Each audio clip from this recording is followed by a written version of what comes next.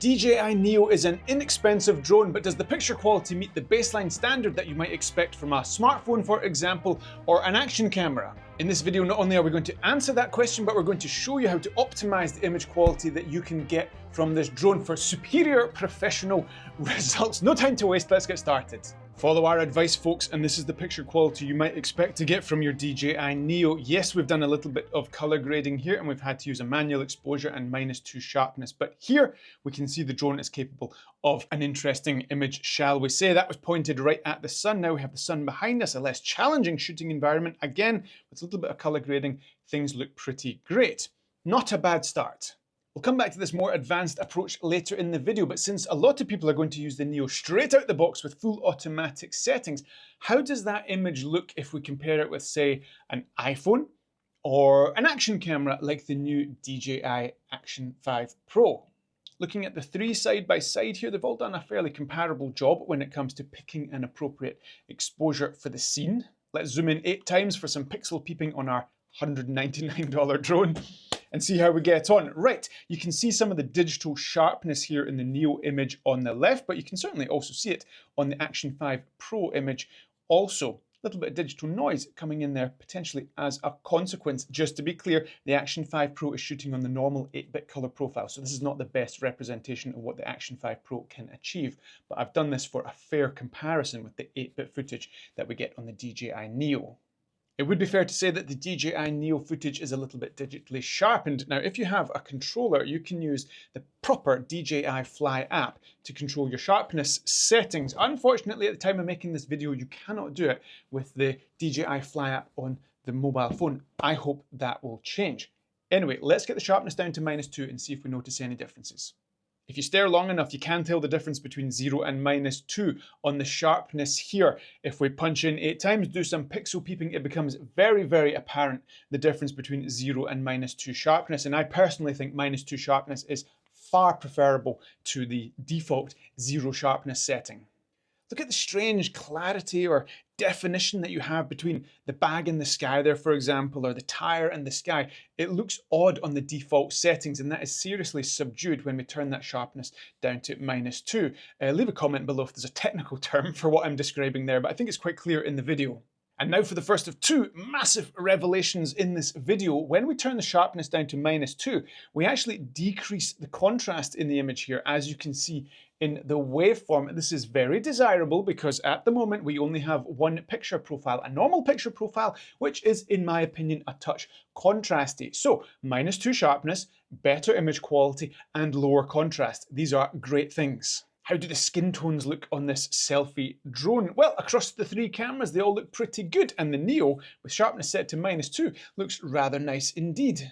Since we're getting into it, my face can often look a bit red on camera, especially with a contrasty and saturated picture profile. We don't have that with the Neo image. Now, if anything, we have it there with the Action 5 Pro image, but mindful, of course, that we're on the 8-bit profile here and no adjustment to the sharpness settings either. Let's take a walk with the 3 drones and see how they compare. Now, with the sun blasting in the face, there's always a risk of blown out sections on the forehead, nose, all that kind of stuff. The auto exposure is doing a great job on all 3, it has to be said. With the sun coming in from behind, it's a very demanding environment for any camera. It's a high dynamic range situation. And again, the Neo is performing very well. I did not know what the results of these tests were going to be. There was no predetermined outcome for this video, and I'm very impressed to see all 3 cameras, including the Neo, do very well. Have you grabbed a copy of our free ebook From Drone Zero to Drone Hero, 37 tips to get you flying like a filmmaker? Link in the description. Do that now. Join our community, get access to loads of cool resources to really fast track your journey as an aerial filmmaker. Moving on to a more advanced workflow. In this clip, we've locked in a manual exposure using the DJI Fly app and the controller, underexposing a little bit to protect our highlights. Now, you need to have a view as to what extent you can recover that exposure in post. We were astonished at the ability to recover shadow detail, stretch it out into the midtones in post. Typically, doing this kind of shadow recovery with small sensor cameras that have an 8-bit baked-in color profile results in tremendous amounts of noise in the shadows and can break the image pretty quickly.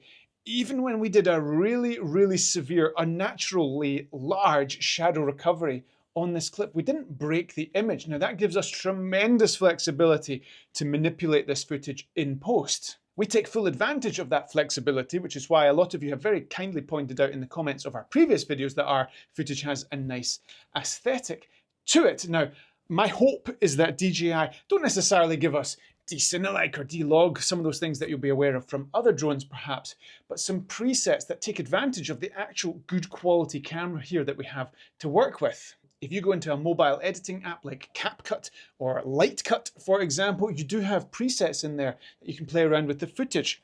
Some of those would be nice in the DJI mobile app.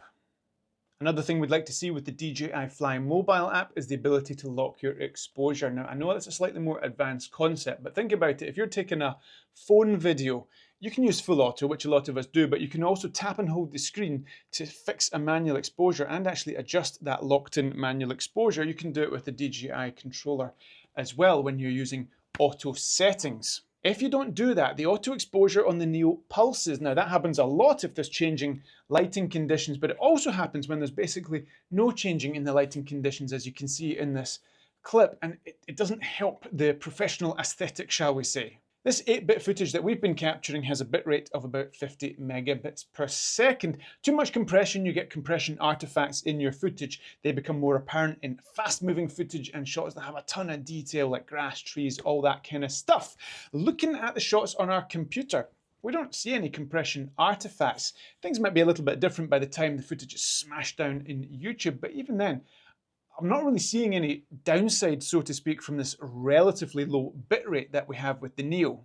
If the image quality of a camera doesn't meet a certain threshold, I wouldn't bother paying $2 for it, never mind $200. So does this Neo image meet a certain threshold to make it worth considering as a product? Well, yes, I think clearly it does. Second of all, can you improve that image quality with a little bit of expertise? Yes, absolutely. Learn your skills and you will get better outcomes. Thirdly, should you have to buy a controller so you can access -2 sharpness and lock in a manual exposure, which we've seen has significant benefits to the quality of your footage? No, absolutely not. That really has to be added to the DJI Fly mobile app. DJI products evolve over time. The original Mavic Mini did not have manual exposure controls, although you could tap the screen and lock your exposure. So I think we'll see things evolving quite significantly with the DJI Neo. Do check out some of our other videos and we will see you in the next one.